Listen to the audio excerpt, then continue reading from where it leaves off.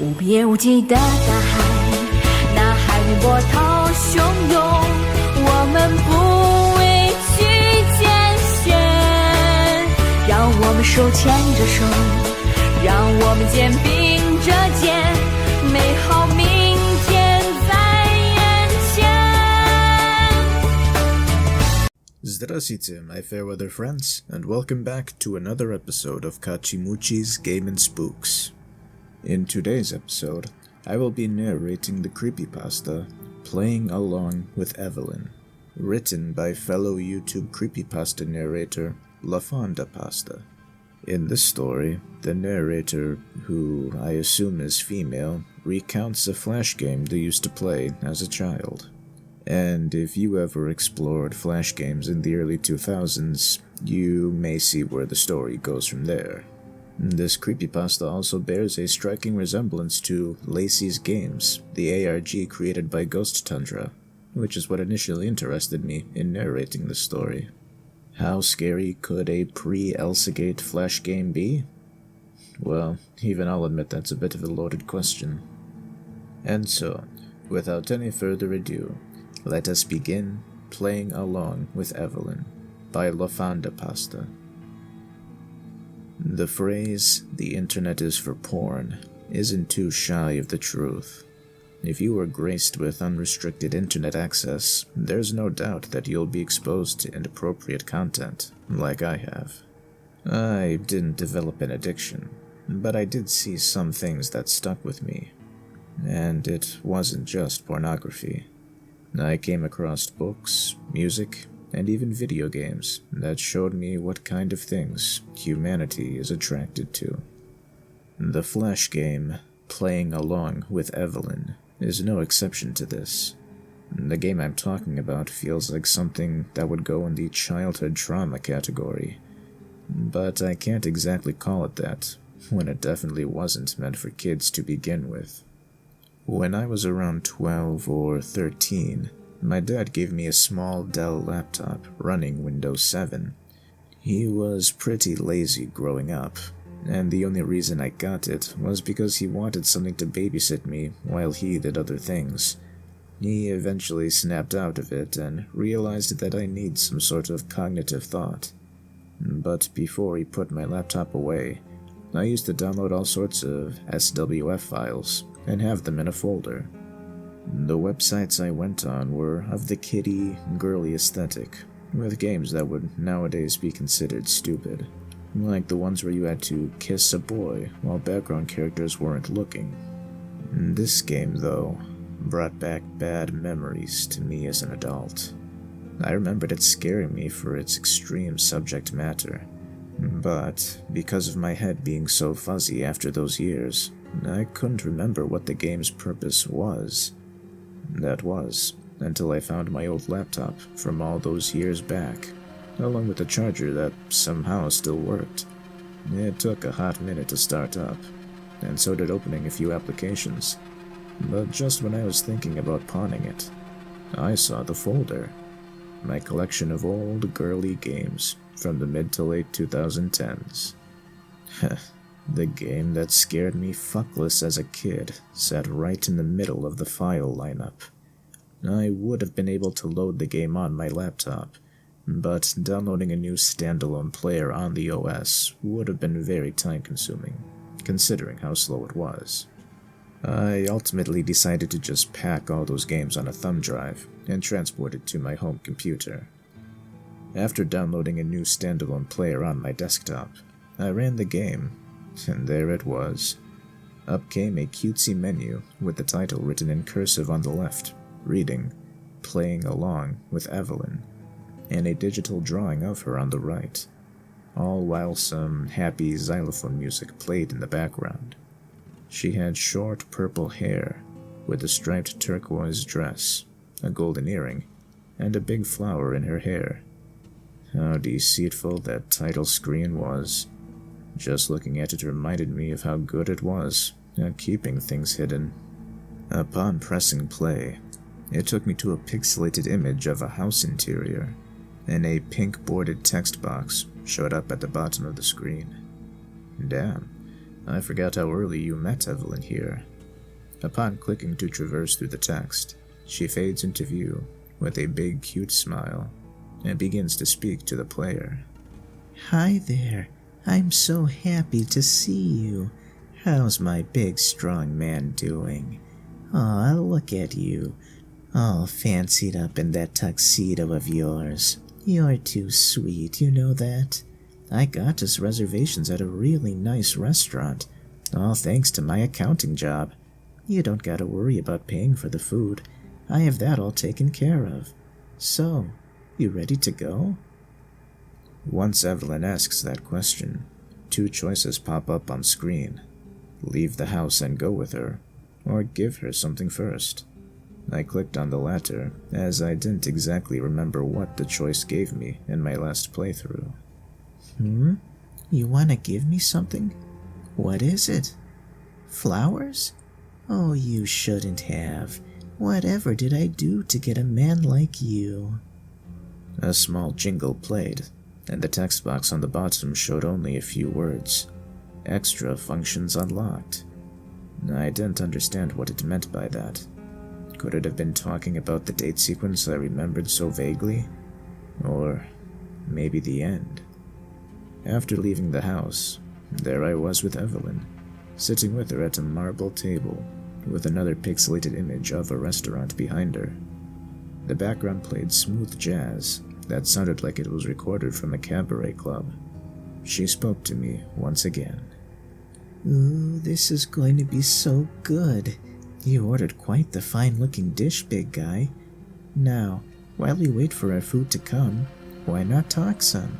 I'd love to get to know you more. This is the part where things get more choice-based than in the beginning. The game gave you options to talk to Evelyn. To be more specific, you could ask her questions, talk to her about yourself, and compliment her. Those 3 questions each opened up 3 extra ones to pick.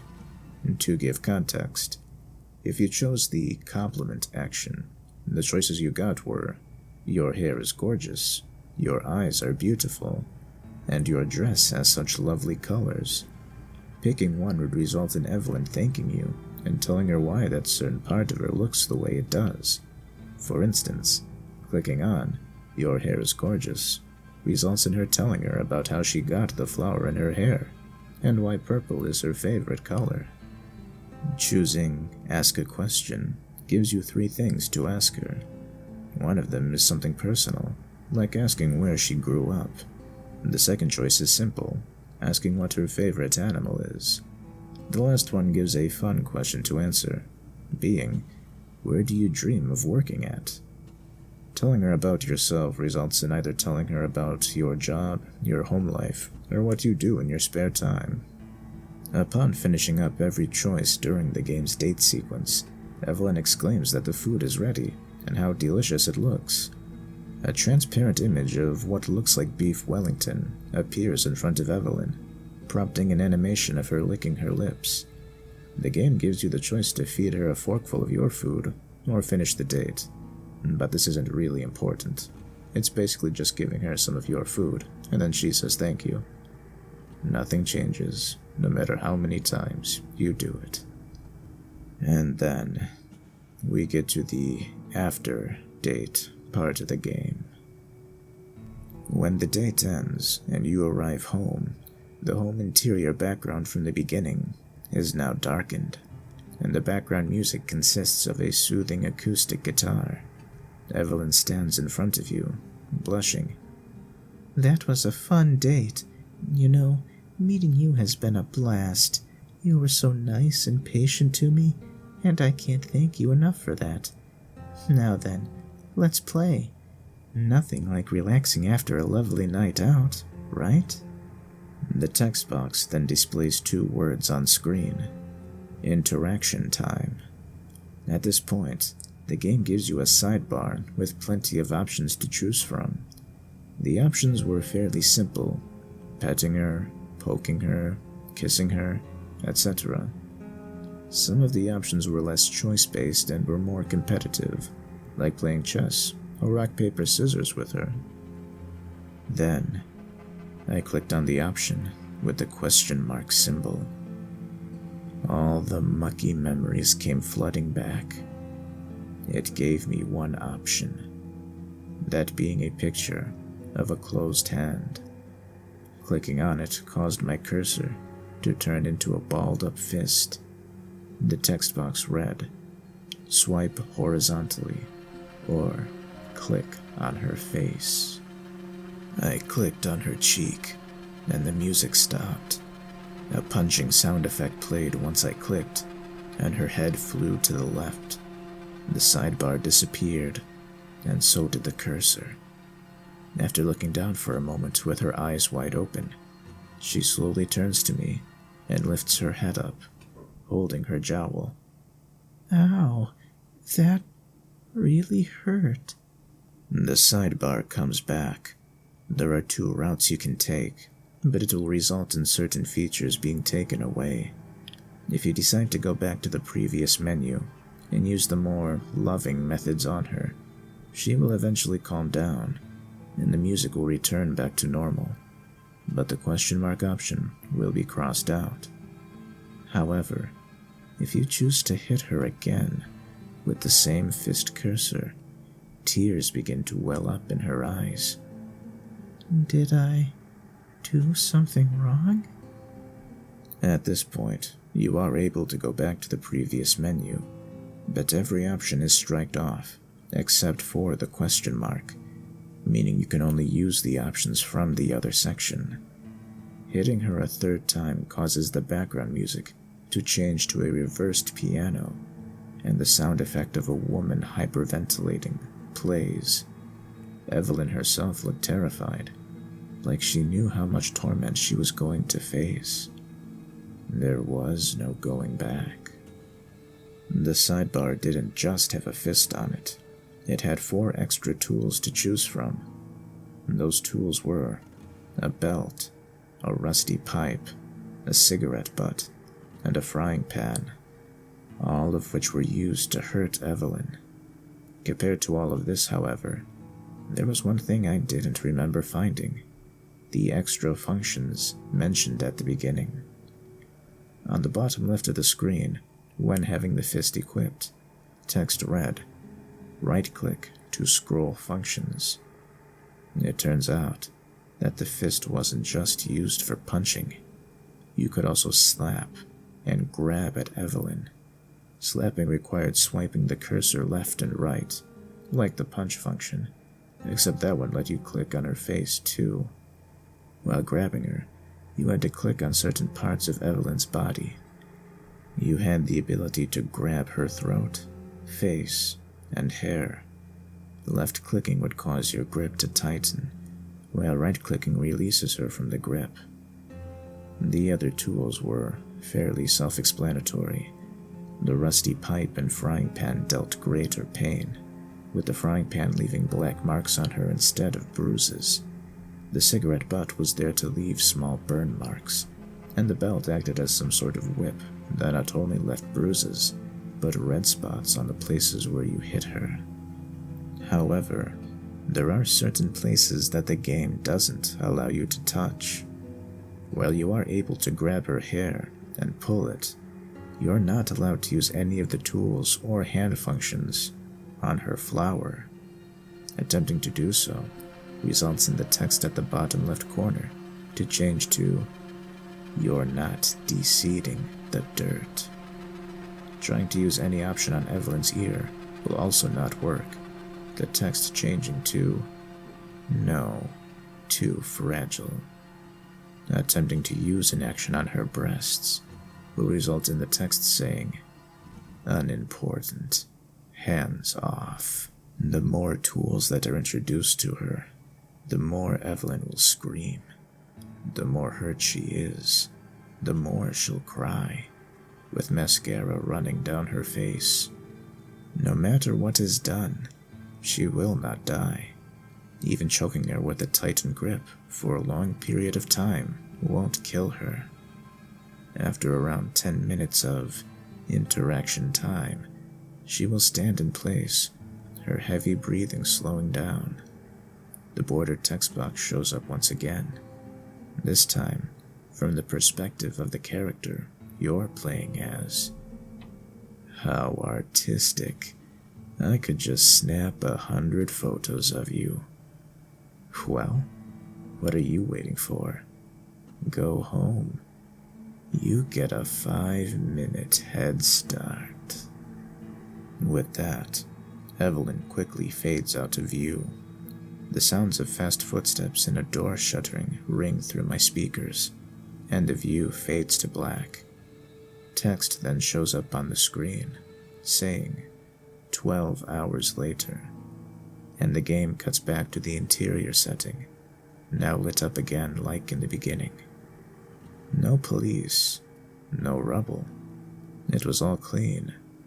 This is another thing I don't remember happening.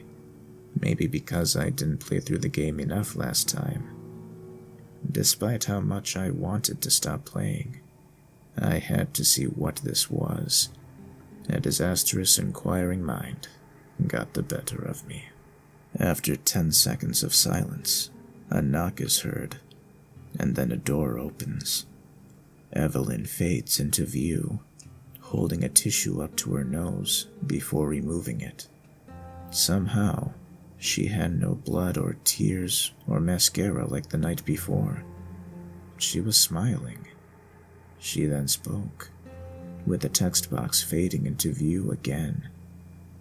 Hey, I'm sorry if things didn't go the way you wanted last night. I was only trying to make you happy.